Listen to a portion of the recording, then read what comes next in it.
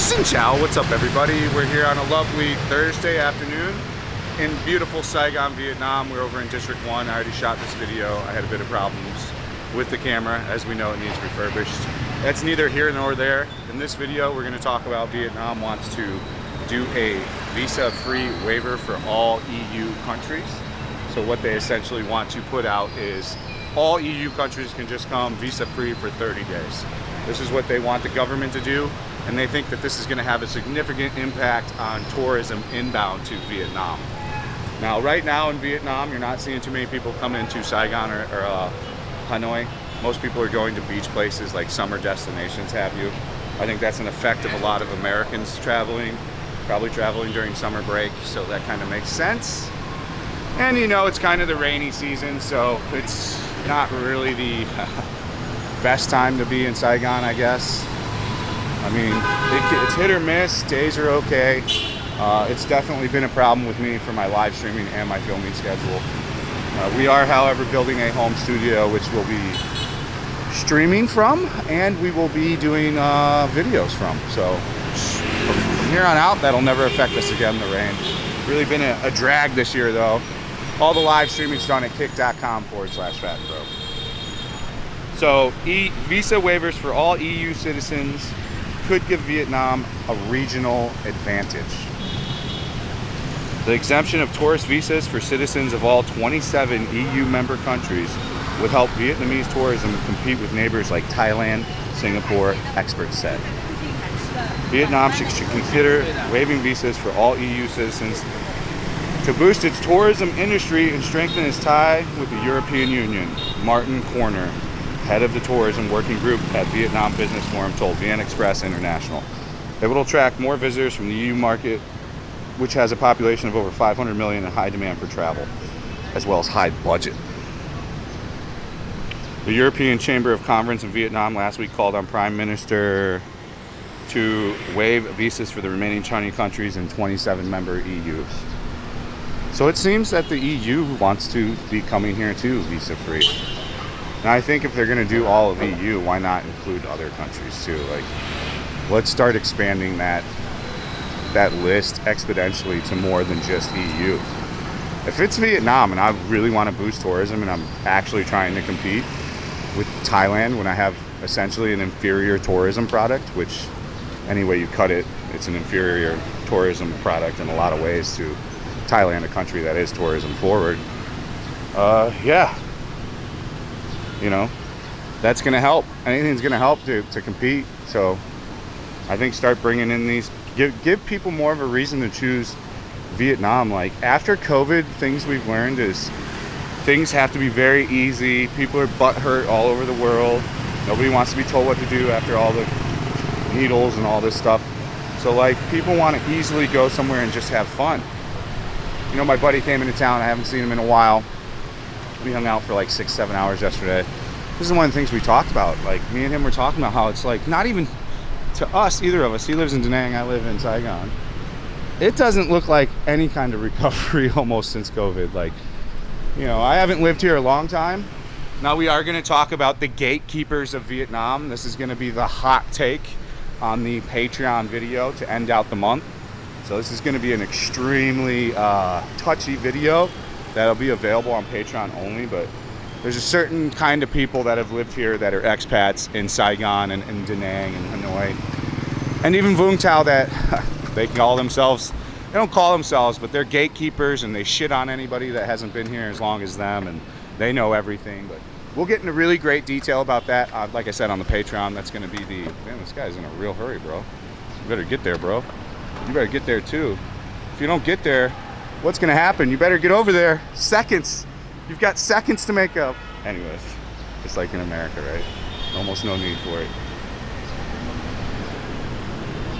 So yeah, that's going to be on the Patreon. That's going to be a pretty hot video.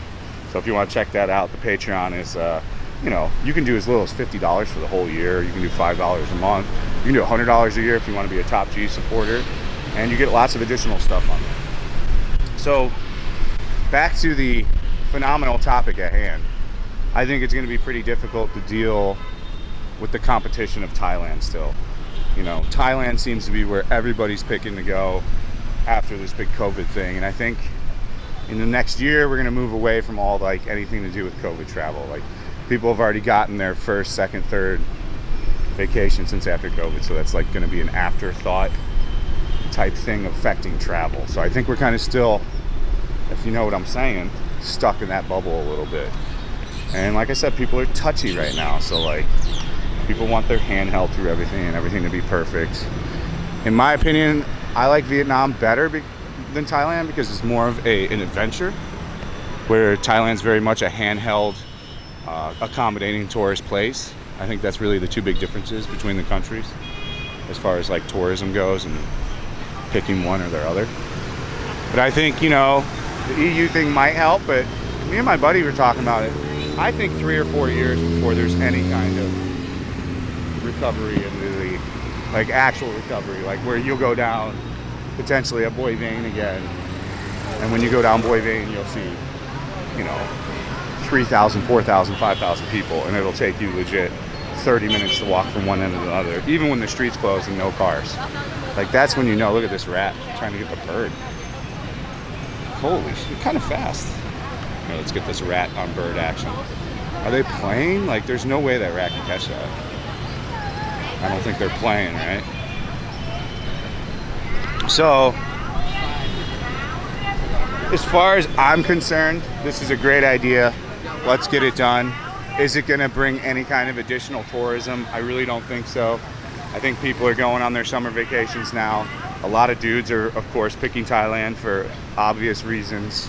You know, whether you like it or not, Thailand's very much a sexpat hub, very much more so than Vietnam. It's very heavily focused there. Like, dudes are specifically going to just areas like Pattaya just for buying cheap sex. So, I mean, I imagine those dudes, after they weren't able to go to Asia for a while, you know, it all kind of makes sense. I'm not saying that's all the people, but we got to be realistic here and, you know, be realistic. So I think it's a good idea. I think they should do it. If you want to read the whole article, it will be listed in the description. If the article is available to read, if I'm not taking multiple articles and it's just one, it will be in the description of the video from now on. I'm trying to get better and better about that stuff. So you let me know in the comment section, what do you think? Do you think opening EU will enhance tourism and bring more people in? Have you been to Vietnam since after COVID and it's opened? And what do you think? How do you think it's looking? Do you think it's any kind of return to what it was? Do you enjoy it more with less tourists? Now, I tend to like things with less tourists, so for me, it's not a big deal. Like, I'm kind of cool with not many people coming here, like, to be honest with you. But as far as from like a guy that's pro people moving to Vietnam and visiting Vietnam, of course I want more people to come. So, but personally, I don't, you know, great, don't come. You know? But it's a place to be seen. I hope things finally start get going for the tourism sector. There's so many things we need to fix here. You know, customer service, trash, ripping people off and weird stuff. These things all need to go away. Again, this stuff will all take time, as usual. Hopefully, with time and with people being more educated about these things, that it'll change. I think really that's what it is. Like, all that really happens is you need to really just explain to a vendor is, hey, I know you think you're getting more today, but like if you treat this guy good, he might come back for the next 20 years and you might see 100 times of what, you know, you potentially could have. Tried to get her to dump. Successfully not achieved though. This roundabout, I don't know. Again, this roundabout's really great if you have a vehicle or a car or a motorbike. Not good for the pedestrian street that it's on, but it works really well for a motorbike. It transforms the times around here for everything by like a pretty significant amount of time. I got to meet up with Mark. His big ass should be around here, so hold on, let me cross the street. Let's find Mark. Hopefully he didn't go back to Boy Vane, because I'm not going to Boy Vane. I'm not taking. That's the video, guys. Like I said, there's going to be some really juicy Patreon content to end out the month. That's where that stuff goes, so if you want to check it out, get on over there. If you want to watch me live stream, that's kick.com/fatbro. Everybody, thank you so much for watching. Thank you for being a Patreon. If you are one, thank you for subscribing. all that good stuff. I hope you have a fantastic day, night, or evening. Stay frosty. Peace out.